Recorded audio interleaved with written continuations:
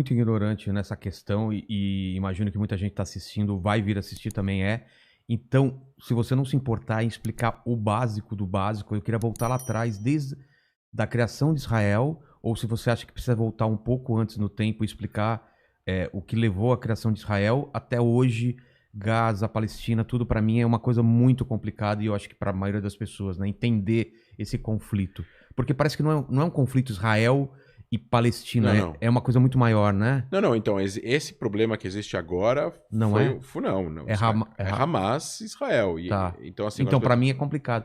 Como você acha melhor a gente voltar no tempo para explicar? Qual que é o melhor caminho? Para tentar, né? Eu sei que é difícil. É porque, assim, tem muitos detalhes, né? Um É. conflito de... A gente poderia dizer que esse conflito começa em 1860, mais ou menos. Caramba.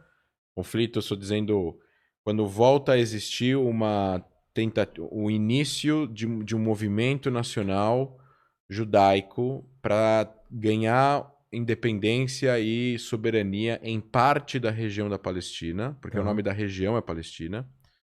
Não era um país, era uma Não, era tudo região. do Império Otomano na época. Tá. E tudo chamava Grande Síria ou Síria-Palestina. Palestina vem de filisteus. Filisteus era o nome de um povo grego.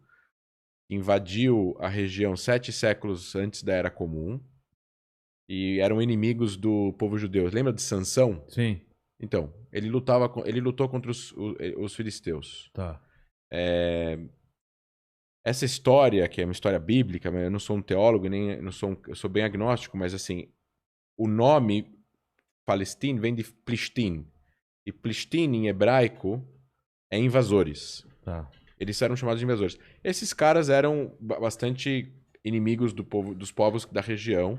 E quando os romanos dominam a região, depois de de várias revoltas, eles vão destruir o Jerusalém, vão mudar o nome de Jerusalém para Era Capitolina e vão mudar o nome da Judéia e Samaria. Judéia é de onde vieram os judeus, né? Por isso que os judeus chamam judeus, eles vieram da Judéia. Judéia é o que hoje em dia é parte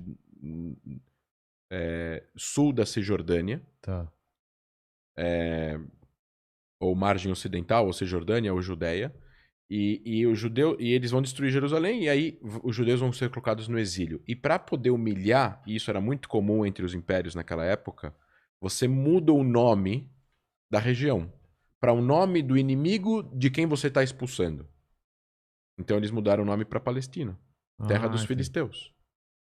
Entendi. E não tem nada a ver o nome, e eu não estou agora desmerecendo o nacionalismo palestino e nem os palestinos hoje e a sua vontade por autodeterminação. Eu super respeito, tenho vários amigos árabes palestinos, mas naquela época a gente não está falando da religião islâmica ainda, porque não tinha, Maomé não tinha, estamos falando de 600, 700 anos antes do Islã existir. Sim. Né?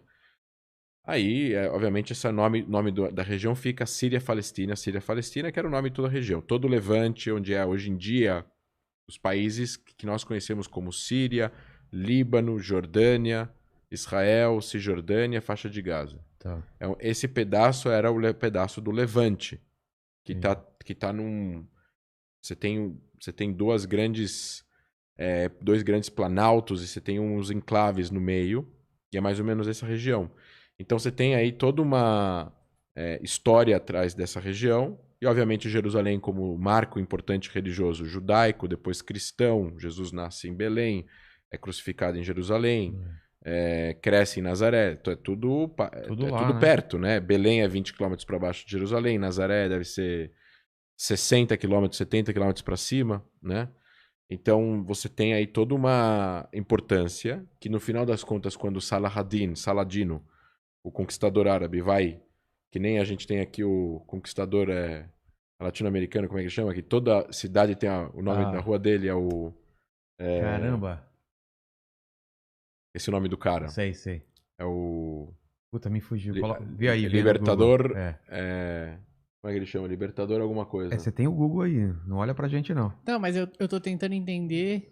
O Libertador da América Latina, esqueci o nome dele. Tem todo país tem uma rua, tem uma praça dele. No Brasil não, né? Mas, no Brasil não, mas na América Latina. Na América Latina tem. Bom, enfim, você tem aí uma... E aí você tem... Bolívar. Não, Libertador, Bolívar?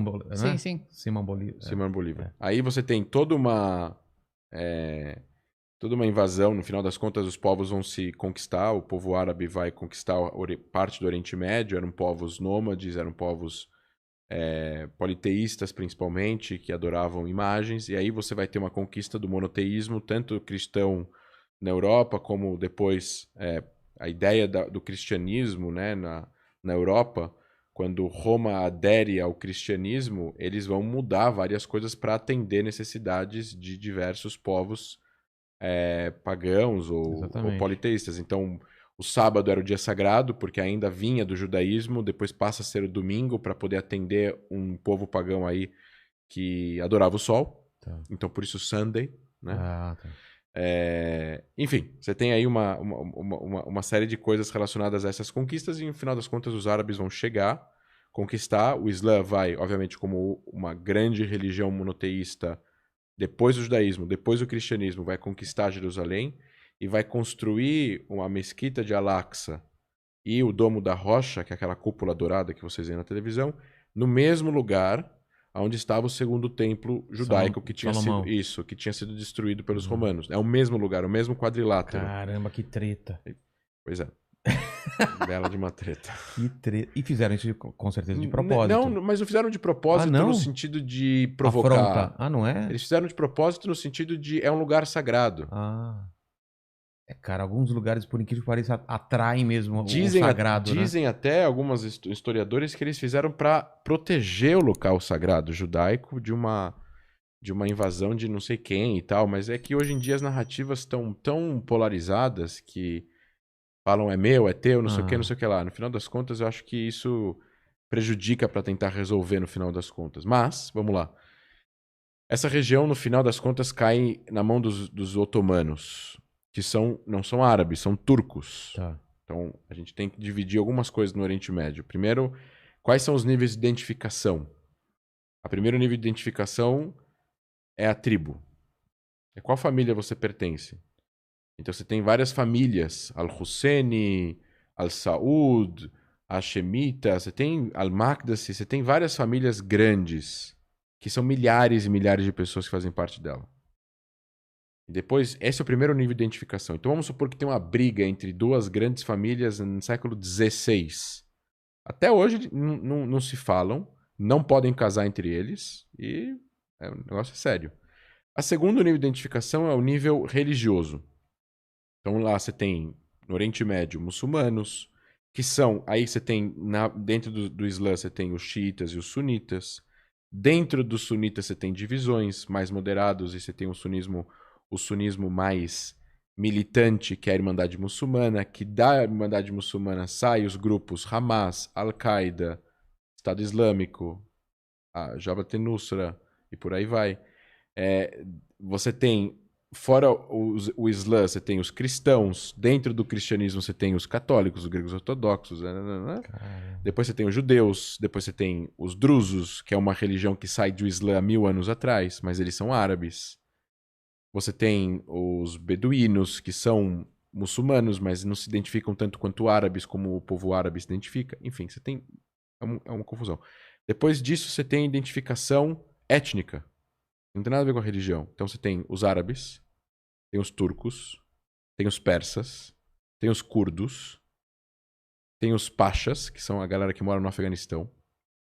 São pessoas totalmente diferentes. Então aí você tem... Os curdos são muçulmanos, mas não são árabes, são curdos. Os turcos são muçulmanos, mas não são árabes, são turcos. Os persas são muçulmanos, mas não são árabes, são persas. E depois você tem árabes que não são muçulmanos. Em Alexandria, os coptas, no Egito, são cristãos, mas são árabes, mas não são muçulmanos. Você tem cristãos no Líbano. Tem cristãos em Israel. 200 mil cristãos moram em Israel, principalmente em cidades como Nazaré e Jaffa, que são cristãos. Estão lá há 2000 anos. São cristãos árabes. Falam árabes. Falam árabe, a língua mãe deles é árabe, mas são cristãos, não são muçulmanos. Então você tem assim, essa é a identificação étnica. Depois você tem a identificação nacional, que é a última, que chega nos últimos 100 anos. Que é se você é sírio, se você é libanês, se você é egípcio, se você é iraquiano, etc. e tal. Mas essas identificações, elas são fortes, mas as anteriores são mais fortes ainda. Por isso que existem guerras dentro desses países, muitas vezes entre as pessoas do próprio país. Iraque teve guerra civil, Afeganistão teve guerra civil, o Egito teve guerra civil, o Líbano teve guerra civil, a Tunísia teve golpe, a Argélia, todos esses países acabam, de uma certa forma, implodindo por dentro por causa de interesses de tribos rivais, ou etnias rivais, ou religiões rivais, dentro do próprio país. Porque isso é mais forte, às vezes, do que a nacionalidade. Que, no final das contas, é um sistema político que o Ocidente, no final das contas, acaba criando com a Revolução Francesa e tal, a Revolução Americana, que acaba não se adaptando muito bem em muitos lugares do mundo. Essa coisa de fronteira, com linhas retas, dividindo países. Com regras bem específicas. Com regras específicas, e que você tem aí quem vai ser o governante daquele país. Então, o Iraque, por exemplo. Saddam Hussein é sunita. E o Iraque é 60%, 62% xiita. Caramba. E o cara comandou o país, que ele era minoria, e mandava matar um monte de gente.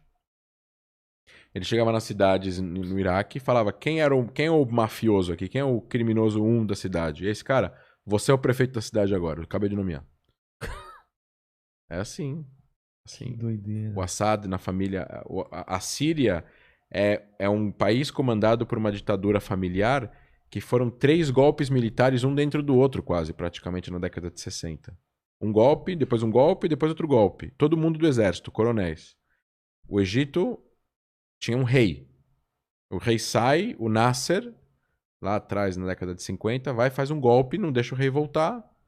A partir de agora, o Egito é um estado, uma ditadura militar, laica, não religiosa.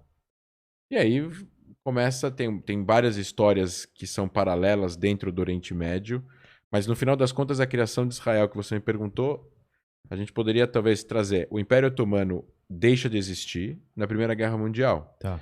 Que é o paralelo ao fim da primeira guerra do Império Otomano. A gente tem que voltar ainda 50 anos antes do Império Otomano acabar, em 1860, 65, 70, 85, 90, que é quando muitos judeus que já moravam, sempre teve presença judaica lá. Teve, obviamente, mais presença árabe, porque aquela região foi dominada por impérios árabes e muçulmanos ao longo dos últimos 1000 anos, né, antes do século XX. Mas existiam judeus em Jerusalém, eles eram maioria, em 1860, tinham 10 mil pessoas em Jerusalém. Só a Cidade Velha era construída. Primeiro bairro fora da Cidade Velha de Jerusalém. Então, as pessoas saberem, não tinha Jerusalém Oriental, Ocidental, não existia isso, era só a Cidade Velha. Tá. As pessoas o primeiro bairro é Montefiore, que é 1861. Judeu, empresário, queria que as pessoas fossem morar fora da Cidade Velha por causa de doenças e saneamento básico. É muito apertado, estava muito velho, a galera estava morrendo, vamos sair da Cidade Velha e abrir novos bairros. Então, assim, o movimento sionista, que isso é importante colocar, o movimento de autodeterminação do povo judeu, esse é o nome, sionismo. A volta a Jerusalém, Sion é o nome da montanha lá de Jerusalém. Monte Sion. Não é nada mais além disso, sionismo. Sionismo é os judeus quererem se autodeterminar em parte da sua terra ancestral. Só. O sionismo, assim como se você podemos falar assim, o que seria um patriota brasileiro? Um cara que quer que o Brasil continue existindo como um país para os brasileiros. Então, por exemplo, se existir uma proposta de lei aqui e falar, vamos trazer 300 milhões de alguma pessoa de algum outro país, de algum outro lugar do mundo, muita gente talvez vai falar assim, se a gente trouxer 300 milhões para cá, o Brasil vai deixar de ser brasileiro, porque vai ter mais gente de outro lugar, de outra nacionalidade.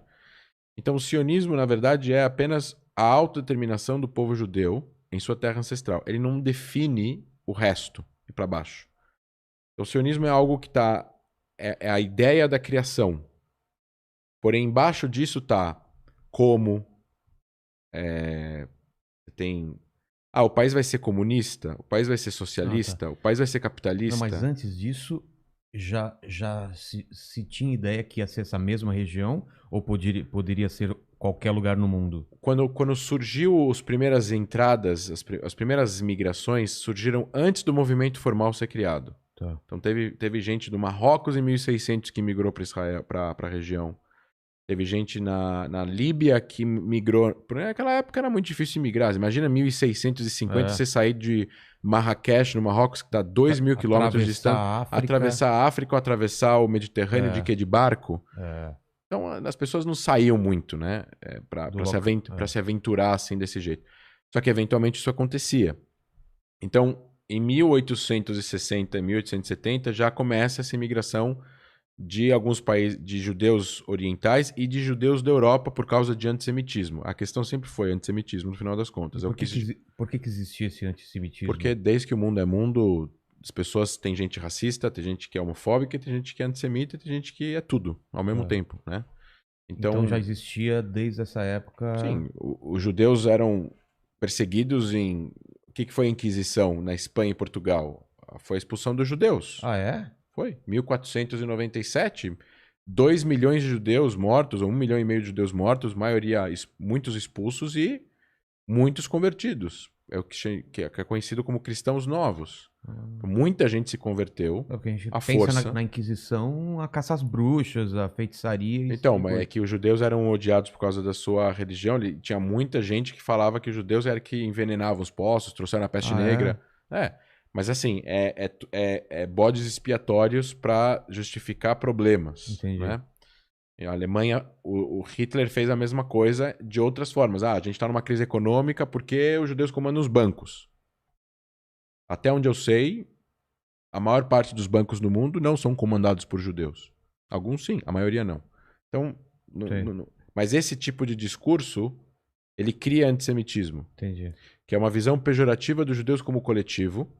E não você jogar uma pessoa que é, sei lá, mau caráter porque ela é mau caráter, mas não tem nada a ver com a história dela, no final das contas. É parecido com o racismo, é você colocar uma coisa antes de conhecer a pessoa. Justamente. Então esse movimento estava acontecendo, o antissemitismo, e existia um movimento, ainda que não organizado, de alguns grupos de voltarem para essa região que hoje é Israel. Exato. Mas estava acontecendo. Isso, aí então teve fundação de cidades aí em 1876, 1890, 1902, estou falando bem antes da fundação de Israel. Sim.